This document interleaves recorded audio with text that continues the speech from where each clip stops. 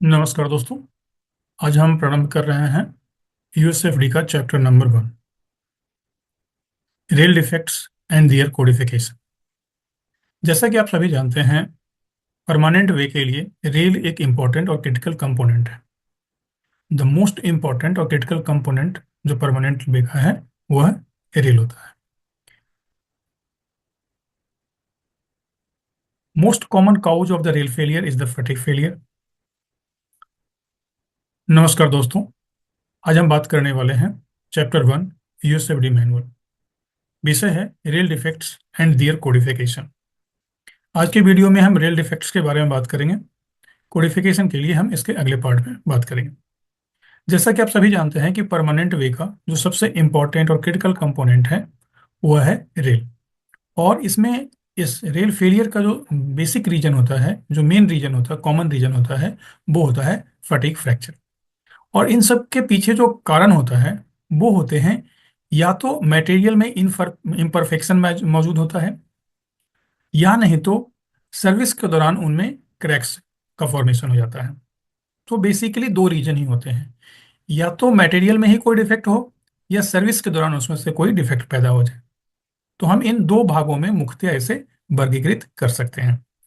अगर हमें successful performance अगर रेल का लेना है तो हमें उनमें टाइमली क्रैक इनिशिएशन और क्रैक प्रोपगेशन को पता करना पड़ेगा, या रोकने की प्रक्रिया हमको करनी पड़ेगी। से इसलिए जरूरी हो जाता है हमारे लिए कि हम इनको आइडेंटिफाई करें और क्लासिफाई करें, तभी हम जा करके इनमें करेक्टिव एक्शन ले सकते हैं। इन्हीं संबंधों के इन्हीं तथ्यों पर आधारित हम बात करने वाले हैं नेचर ऑफ डिफेक्ट्स के बारे में, उनके कॉजेस के बारे में और उनके अन्य डिटेल्स के बारे में। जिन तथ्यों पर हम चर्चा करने वाले हैं उन तथ्यों पर हमारा जो पहला टॉपिक होगा वो होगा कॉज ऑफ डिफेक्ट। दूसरा, वह डिफेक्ट का लोकेशन कहाँ होगा, यानी कि लोकेशन ऑफ डिफेक्ट। और तीसरा होगा नेचर ऑफ डिफेक्ट, ये जो डिफेक्ट पैदा होंगे उनकी प्रकृति कैसी होगी। तो एक एक करके हम प्रारंभ करते हैं। सबसे पहले लेते हैं कॉज ऑफ डिफेक्ट। बेसिकली इन कॉज ऑफ डिफेक्ट को कुल 6 वर्गों में वर्गीकृत किया गया है। First, material defects. Second, residual stresses. Third, defects due to incorrect handling. Fourth, defects associated with faulty welding. Fifth, dynamic stresses. And sixth, excessive thermal stresses. Material defects क्या है? मटेरियल डिफेक्ट्स उन डिफेक्ट्स को कहते हैं जो कि manufacturing process के दौरान ही उनमें डेवलप हो गए।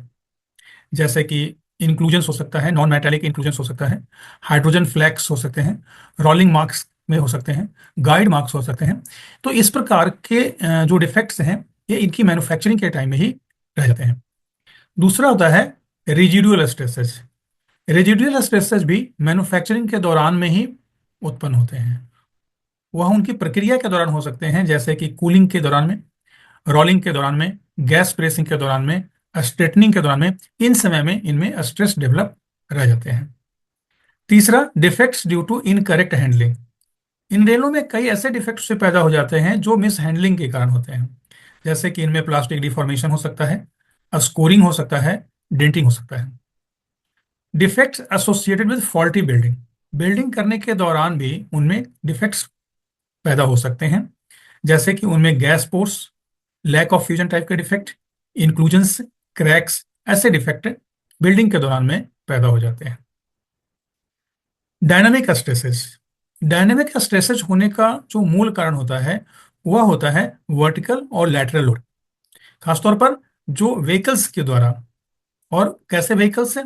जो फ्लैट व्हीकल्स हो जाते हैं, या when vehicles run over poorly maintained rail joint.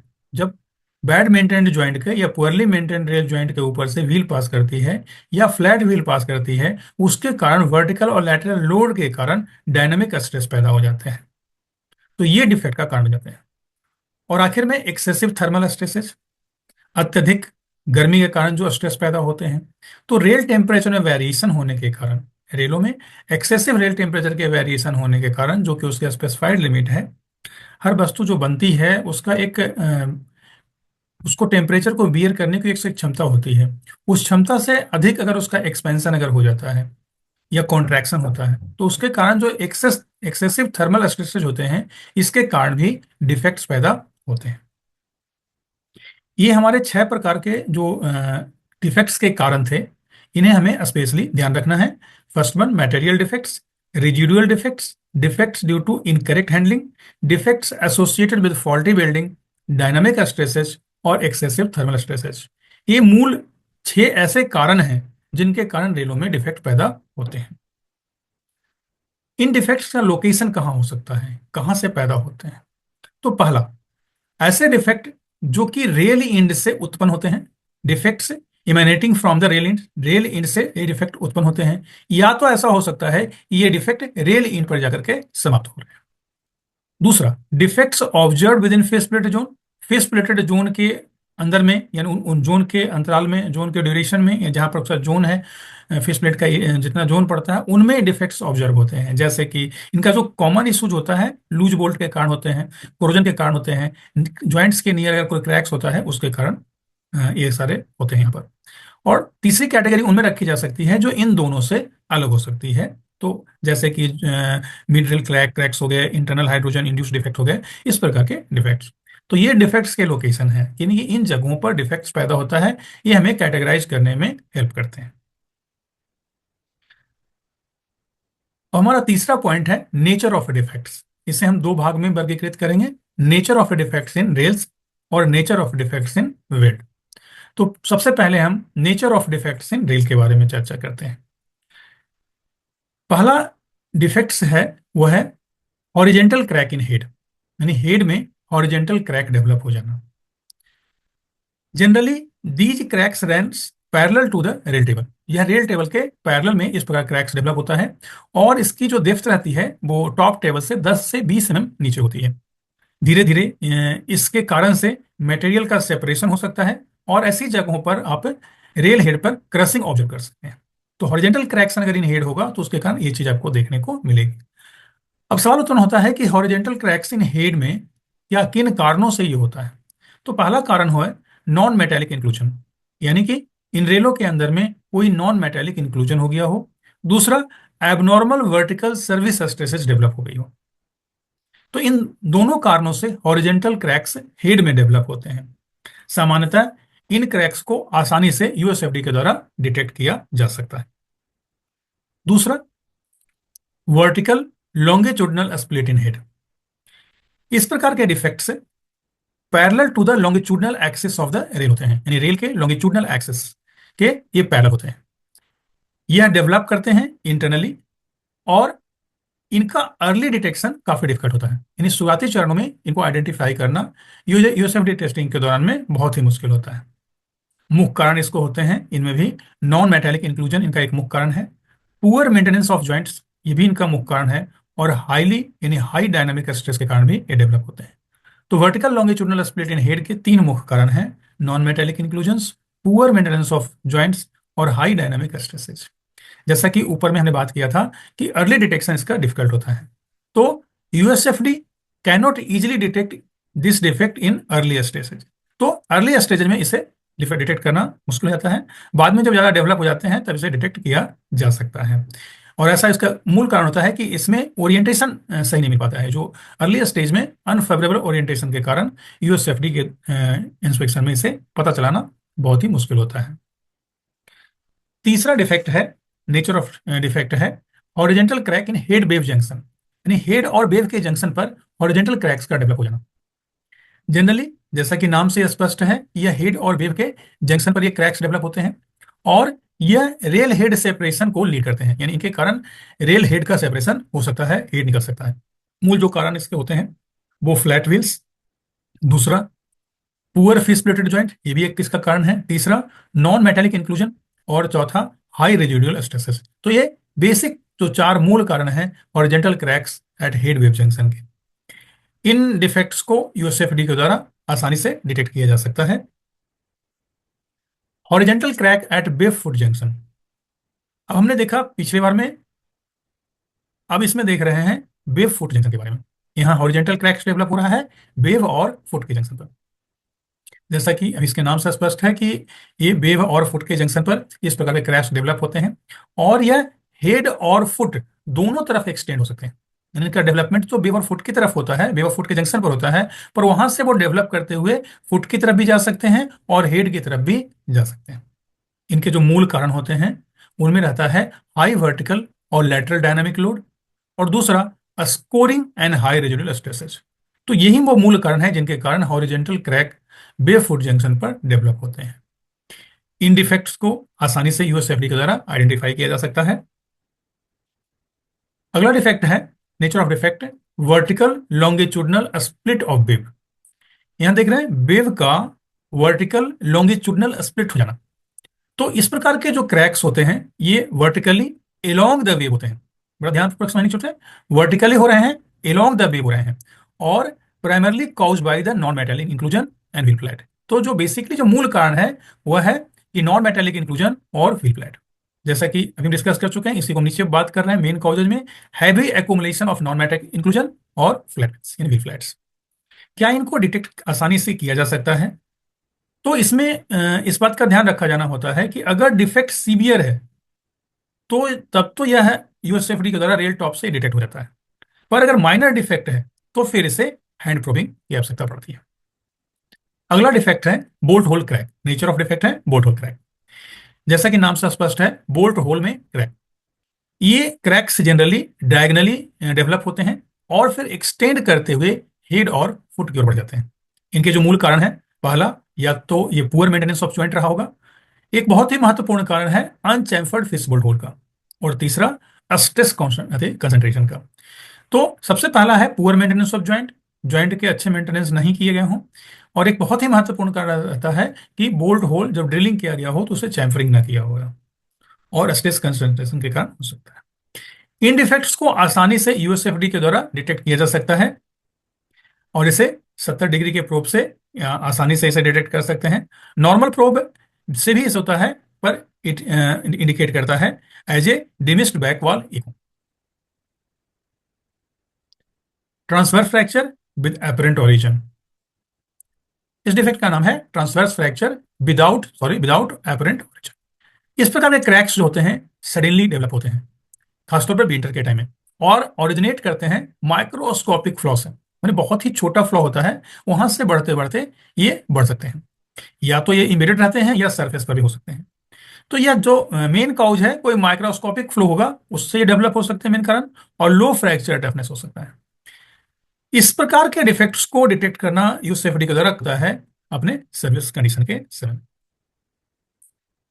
Transverse fatigue crack in head. Head में ट्रांसवर्स फटीग का डेवलप हो जाना, इस प्रकार के डिफेक्ट को किडनी शेप डिफेक्ट में कहा जाता है, और यह हमेशा रेल हेड में होता है। यह यूजुअली इंक्लाइंड रहता है तकरीबन 18 से 23 डिग्री पर, और लगभग या 15 से 20 एम रनिंग सरफेस के नीचे डेवलप होता है। इस प्रकार के डिफेक्ट्स का जो मूल कारण होता है वो हाइड्रोजन एकोमोलेशन होता है और नॉन मेटालिक इंक्लूजन होता है। इस प्रकार के डिफेक्ट यानी कि transverse fatigue crack in heads को डिटेक्ट करने के लिए 70 डिग्री का प्रोब यूज किया जाता है। अगर यह डिफेक्ट वर्टिकल हो, नियर अबाउट ए वर्टिकल हो, तो उस कंडीशन में इसे पता करने के लिए 10 dB का एडिशनल गेन दिया जा सकता है, तब यह पता चल पाएगा। अगर यह डिफेक्ट किसी स्कैब के नीचे है या व्हील वर्ण के नीचे है, तो उस कंडीशन में इसे डिटेक्ट करने के लिए 45 डिग्री साइड प्रोब का इस्तेमाल किया जा सकता है। और horizontal crack eight top and bottom fillet radius. इस प्रकार का जो क्रैक्स होता है ये रिजिडुअल स्ट्रेस के कारण होता है, जो कि उत्पन्न होता है रेल स्ट्रेटनिंग प्रोसेस में। जब रेल स्ट्रेटनिंग प्रोसेस के कारण से रिजिडुअल स्ट्रेस डेवलप होता है, उसके कारण ही बाद में horizontal cracks at top and bottom fillet radius में होते हैं। इसका जो मुख्य कारण होता है accumulation of non metallic inclusion, second high residual stresses during rail straightening. इस प्रकार के डिफेक्ट को डिटेक्ट करना काफी डिफिकल्ट होता है यूएसएफडी के लिए। और इस डिफेक्ट की रेल के डिफेक्ट का ये आखिरी, vertical longitudinal crack in foot. Foot में लॉन्गिट्यूडनल क्रैक होना, और वो भी वर्टिकल। तो इस प्रकार का डेवलप रेल फुट में होता है और eventually lead to transverse cracking, और ये बदल करके किस में चला जाता है, ट्रांसवर्स क्रैकिंग में डेवलप हो जाता है। इसके जो मूल रीजन होते हैं वो होते हैं sharp chamfers on the bottom surface of the rail foot. इसका जो डिटेक्शन मेथड है कि अगर यह क्रैक प्रोपोगेट्स करता है further, then it can become a point of origin for the transfer fracture, तब वो ट्रांसफर फ्रैक्चर के लिए ओरिजिन का काम कर सकता है, और लेकिन यह इसे एक सीरियस डिफेक्ट भी बना सकता है। और एक अभी और रह गया है, that is transverse crack in rail foot. इस transverse crack in rail foot, इस प्रकार का जो क्रैक्स होता है, यह localised over heating during flash butt welding के कारण होता है। यानी जब फ्लैश वेट वेल्डिंग चल रहा हो उस समय लोकलाइज्ड हीटिंग के कारण इस प्रकार के ट्रांसवर्स क्रैक रेल फुट में डेवलप हो जाते हैं, जिनके कारण स्ट्रक्चरल चेंज आता है bottom surface of the rail material में। तो मूल कारण हो गए localised over heating during flash butt welding और brittle fracture under tensile load. Tensile load के कारण ब्रिटल फ्रैक्चर हो सकता है। इस प्रकार के डिफेक्ट्स को यूएसएफडी के द्वारा पता करना बहुत मुश्किल है, पता नहीं लग पाता है। Transverse crack originating from the aluminate thermic weld in the rail foot 55 degree pro के द्वारा डिटेक्ट किया जा सकता है। अब बात करते हैं nature of defects in weld. जैसा कि आप सभी को पता है कि इनकरेक्ट वेल्डिंग टेक्निक का अगर इस्तेमाल किया जाए रेनों को जोड़ने के लिए, तो उनके कारण कई प्रकार के डिफेक्ट्स पैदा हो जाते हैं, जो कि वेल्डेड ज्वाइंट के अंदर भी जोड़ में भी हो सकते हैं और उसके आसपास यानी हीट अफेक्टेड जोन में भी हो सकते हैं। इस प्रकार के जो डिफेक्ट्स होते हैं वो मेनली लैक ऑफ फ्यूजन के कारण होते हैं, क्रैक्स होता है, पोरोसिटी होता है, स्लैग इंक्लूजन होता है, स्ट्रक्चरल वेरिएशन होता है। सो किसी भी बिल्ड की जो क्वालिटी है वो इस बात पर डिपेंड करती है कि उसका बिल्डिंग प्रोसेस का एग्जीक्यूशन किया गया है वो कितनी सावधानी पूर्वक किया गया है। लेकिन इसके बावजूद भी मैनुअल जो हमारे रेल टेस्टर हैं, ये इसके अपने कुछ लिमिटेशंस हैं पता करने के लिए। यह भी पूरी तरह से पूरे सेक्शन को आइडेंटिफाई इंस्पेक्शन नहीं कर पाते हैं। सबसे पहले हम बात करते हैं फ्लैशबट बिल्ड में पाए जाने वाले डिफेक्ट ट्रांसवर्स क्रैक्स के बारे में। इस प्रकार के क्रैक्स जो मेनली ओरिजिनेट होते हैं, ये बिल्डिंग डिफेक्ट्स जो मेनली ओरिजिनेट होते हैं बिल्डिंग डिफेक्ट्स के कारण होते हैं, जैसे कि लैक ऑफ फ्यूजन के कारण होते हैं, इंक्लूजन के कारण होते हैं, और सामान्यतः यह हेड वेव और फुट कहीं भी हो सकते हैं।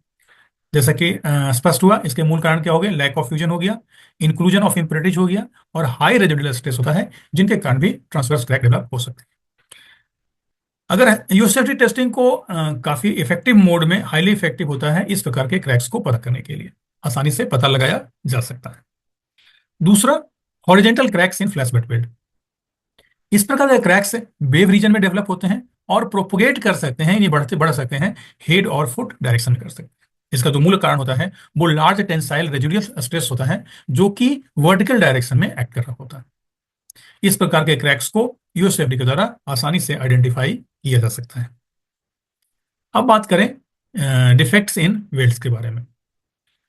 पहला, transverse crack in head and foot. Head और फुट में उत्पन्न होने वाले ट्रांसवर्स क्रैक, इस प्रकार के क्रैक्स का अकर होना जो मूल कारण होता है वो रहता है कि ड्यूरिंग द बिल्डिंग प्रोसेस में कुछ इंक्लूजन का ट्रैप हो जाना, जिनके कारण बाद में क्रैक्स इनिशिएट होते हैं फुट में और बाद में वो प्रोपोगेट करते हुए वेव रीजन में चले जाते हैं और इवन दो कि वो फ्रैक्चर में कन्वर्ट करते हैं। तो इस प्रकार के ट्रांसवर्स क्रैक्स जो हेड और फुट में डेवलप होते हैं, नेचर जो रहता है इनका जो बेसिक कारण होता है वो होता है इंट्रैप्ड inclusion during building.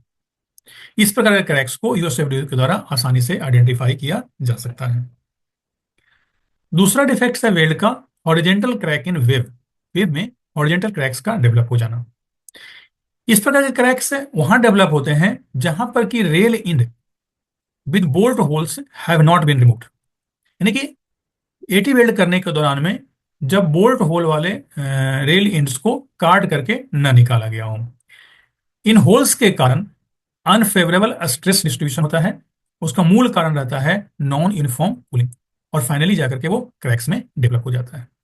So the basic reason हो गया failure to remove bolt hole before welding, और दूसरा non uniform cooling. So USFD testing के द्वारा इन डिफेक्ट्स को आसानी से आइडेंटिफाई किया जा सकता है। तो कुल मिलाकर के हमने इसमें 3 टॉपिक्स को कवर किया है। आगे के टॉपिक हम अगले चैप्टर्स में यानी अगले वीडियो में आपसे डिस्कस करेंगे, जिनमें हम कोडिफिकेशन की चर्चा करेंगे कि जो रेलों में उत्पन्न होने वाले डिफेक्ट्स के कारण, फ्रैक्चर के कारण, जब उन्हें हमें कोडिफाई करना होता है, स्टैंडर्ड कोडिफिकेशन किया जाता है, तो उनकी क्या प्रक्रिया है और कैसे हम आसानी से उन कोडिफिकेशन को याद रख सकते हैं। तो बहुत ही आसान और इजी तरीके से हम कोडिफिकेशन सीखेंगे। आप वीडियो सीखते सीखते ही सभी कोडिफिकेशन को सीख पाएंगे। तो फिर से मिलते हैं अगले वीडियो में कोडिफिकेशन की पढ़ाई के साथ में। तब तक के लिए धन्यवाद।